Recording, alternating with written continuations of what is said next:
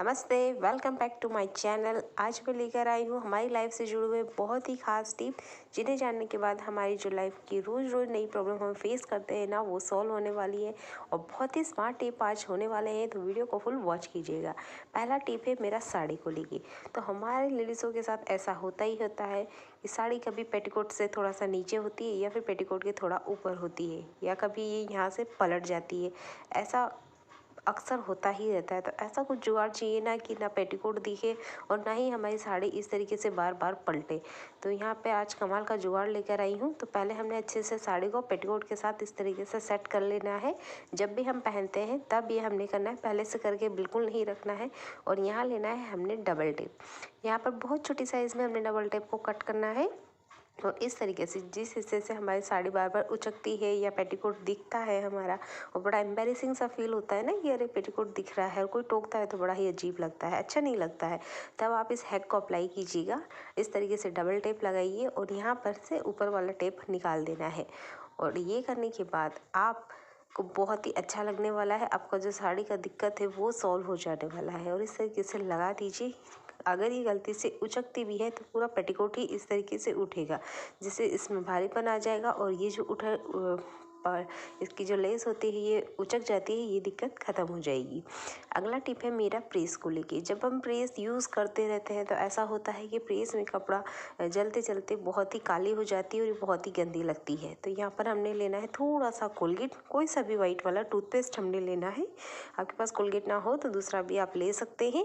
और यहाँ पर हमने लेना है नमक। नमक यह स्क्रबर का काम करेगा। आप कोलगेट से क्लीनिंग तो कर लेंगे, बट क्या है इसके अंदर काफ़ी सारा डस्ट लगा हुआ है, काफ़ी सारा जो कपड़ा है वो जल गया है, और जिस वजह से देख सकते हैं आप ये काफ़ी काला काला सा हो गया है। तो ये स्क्रबिंग की बहुत ज़्यादा ज़रूरत है, इसलिए हमने यहाँ पर नमक लिया है।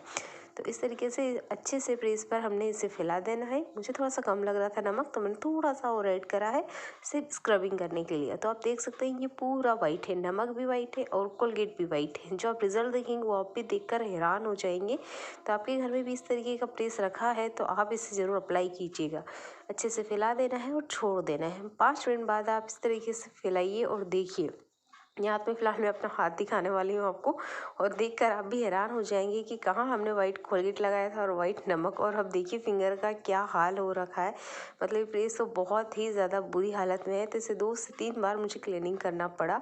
बट आपका प्रेस अगर थोड़ा सा कम गंदा है तो ये एक ही बार में अच्छे से क्लीन हो जाएगा। जैसे कि मैं यहाँ वाइट डस्टर पे आपको निकाल के दिखाने वाली हूँ कि इस प्रेस का कितना बुरा हाल था। तो जैसे कि आप देख सकते हैं डस्टर पूरा ब्लैक ब्लैक हो गया है। तो इस तरीके से हमने इसे अच्छे से मलना है और इसके ऊपर पानी का एक बूंद भी यूज़ नहीं करना है। जब ये क्लीन हो जाए अच्छे से तब भी हमने डस्टर या कपड़े का ही यूज़ करना है। अगला हैक है मेरा साड़ी को ही लेके।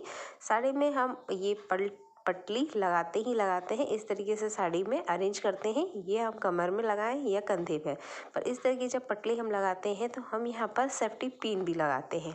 और जब सेफ्टी पिन लगाते हैं तो आप देखे होंगे कि जो सेफ्टी पिन है वो थोड़ी सी अजीब सी दिखती है, जैसे कि मैं अभी आपको यहाँ दिखाने वाली हूँ। तो यहाँ मैंने प्लेट्स अच्छे से जमा ली है और उसके बाद में एक मैंने बड़ा वाला सेफ्टी पिन दिया है। हमारे पास साड़ी वाला हमेशा पिन अवेलेबल नहीं रहता है, पर ये वाला जो पिन होता है ना ऑलवेज हमारे पास रहता ही रहता है। तो आप देखिए होंगे कुछ इस तरीके से पिन दिखता है, और जब ऐसा दिखता है ना तो बिल्कुल अच्छा नहीं लगता है। तो एक छोटा सा हैक बताती हूँ कि इस तरीके से आपका पिन नहीं दिखने वाला है। तो पहले हम प्लेट्स में से पिन को निकाल लेने वाले हैं। तो इसके बाद यहाँ पर लेना है एक पर्ल या मोती। तो यहाँ पर जो पर्ल या मोती लिया है वो मैंने थोड़ा बड़ा साइज़ का लिया। आपके पास जिस साइज़ का भी हो आप वो ले लीजिएगा। और एक तरफ से हमने प्लेट्स में पिन लगानी है, उसके बाद में ये मोती को इसमें लगा देना है। और आप देखेंगे कि एक अच्छा खासा एक पिन बन के तैयार हो गया है। तो यह मैंने बड़ा पिन लिया है, आप छोटा भी ले सकते हैं और इस तरीके से आप अपना काम चला सकते हैं। अगला टिप है मेरा, इस तरीके से साड़ी में कभी क्या आपके साथ हुआ है कि इस तरीके से साड़ी में पिन निकालते वक्त साड़ी फट गया हो। ये तो मेरी ये वाली साड़ी है ना अच्छी खासी ख़राब हो चुकी इसी पिन की वजह से। कभी कभी ऐसा होता है इसके पीछे वाले हिस्से में धागे फंस जाते हैं और निकालने में इस तरीके से साड़ी फट जाता है।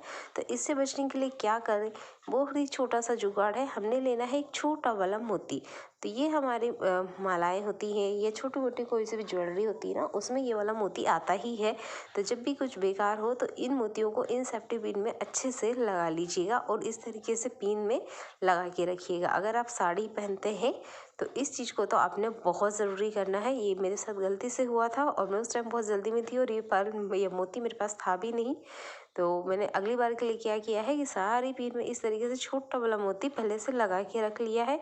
और जितनी चूड़ियाँ हैं मैं जितनी पिन है मैं इन चूड़ियों में अरेंज करके रखती हूँ, इससे मुझे सारी पिन एक साथ मिल जाती हैं।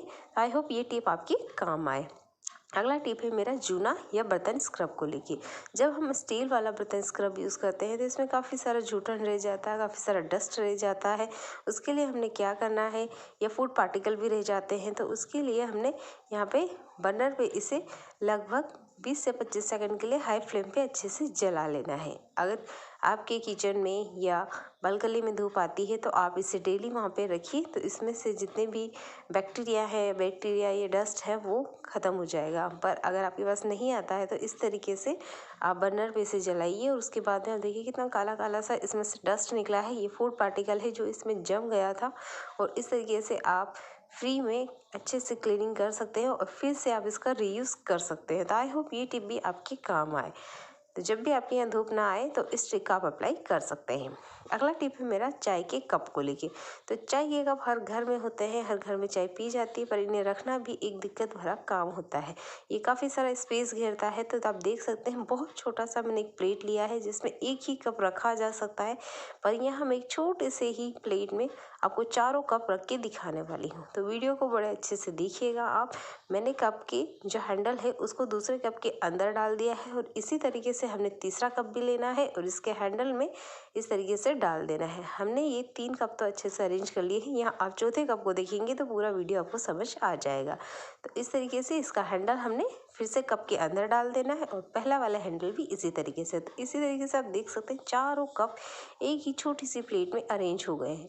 तो यहाँ पर जो कप रखने का दिक्कत था वो अब आसान हो गया है कि आप बहुत सारे कप एक साथ छोटी सी स्पेस में अरेंज करके रख सकते हो। तो आई होप ये टिप आपकी तो बहुत ही काम आएगी।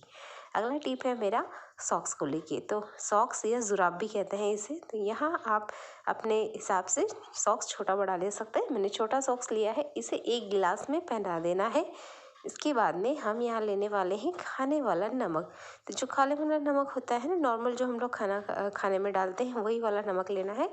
तो यहाँ पर मैंने थोड़ा सा नमक इस जुराब में रख दिया है और यहाँ पर ये जो सॉक्स लेना है वो प्योर कॉटन का लेना है। कॉटन के ही जुराब की हमें ज़रूरत है। आप इसके अलावा दूसरा लेते हैं तो वो चिपक सकता है और दिक्कत आएगी। तो आप इसको यहाँ पे जुराब या सॉक्स जो है वो हमने कॉटन का ही लेना है। उसके बाद में हमने यहाँ पे एक नोट या एक गांठ लगानी है। इस तरीके से अब चलते हैं हम गैस की तरफ। यहाँ पर गैस पे हमने तवे को प्री हीट कर लेना है और बिल्कुल मीडियम टू लो या बिल्कुल लो फ्लेम पर हमने गैस को करना है और इस नमक वाली पोटली को हमने सेकना है। हल्का हल्का सा सेकना है, ज़्यादा भी नहीं सेकना है। इसकी गर्माहट जितना हम सहन कर सकें, ज़्यादा कर लेंगे तो आपको दिक्कत आएगी। इस तरीके से इसकी गर्माहट है वो इतनी ही रखनी है जितना हमारी बॉडी से टच होने पर हमें तकलीफ ना हो। तो इसे अलटते पलटते हुए बहुत अच्छे से पका लेना है। यहाँ जैसे मुझे लग रहा है किसी हिस्से में ज़्यादा गर्म हो गया है तो चारों तरफ अच्छे से उलटते पलटते हुए इसे पका लेना है। एक बहुत ही जुगाड़ू टिप यहाँ पे बनके तैयार हुई है हमारी एक जुराब की मदद से। यहाँ पर आप देख सकते हैं मेरा छोटा सा बच्चा है, इसके पैर में हल्का सा मोच आया था और इसे करीब आधे घंटे के आसपास पैर अपना ज़मीन पे रखा ही नहीं था। तो ये हल्की सी स्वेलिंग आ गई है, नस कहीं पे लॉक हो गई होगी जो बाहर से तो हमें नहीं दिख रही है पर ये इनसाइड इसे पेन कर रही है।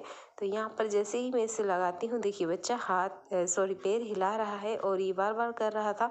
ये नींद में भी पैर हिला रहा है, इसका मतलब इसके पैर में यहाँ पर पेन है। जो बच्चा बोल नहीं पाता है या घर में से बड़े भी होते हैं जिनके कुछ पेन्स होते हैं, स्वेलिंग होती है, तो आप इस ट्रिक को दिन में 3 बार अप्लाई कीजिए। इसी पोटली को बार बार आप सेकिए तवे पे और फिर से आप अपने जिस हिस्से पे स्वेलिंग हो रही है या हल्की फुल्की चोट लगी है उसे आप अच्छे से ठीक कर सकते हैं बिना खर्चे के।